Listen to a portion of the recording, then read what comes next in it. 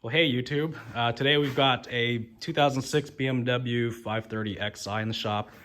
As you can see here, it's the Wagon. So that would be the E61 chassis. And today's video is going to be on replacing the rear wiper blade. We have my lovely assistant Kelly here, who's going to show the process. So get the vehicle parked, preferably someplace dry. Lift the wiper arm off of the back glass and proceed with snapping or unsnapping the wiper blade from the arm. It simply just pulls straight off of the arm, like so. This is the part number for the wiper blade, genuine BMW part.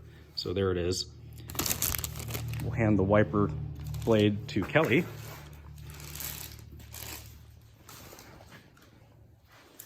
So there is a bar or pin here that needs to line up with this slot that's right there where the light is. It simply just pushes up into the arm.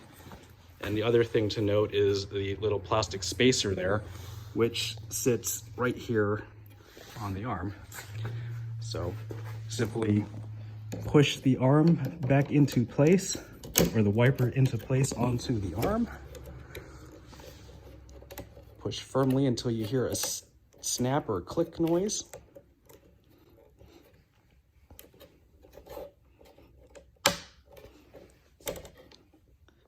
Ensure that the wiper blade is snapped into position and won't come off.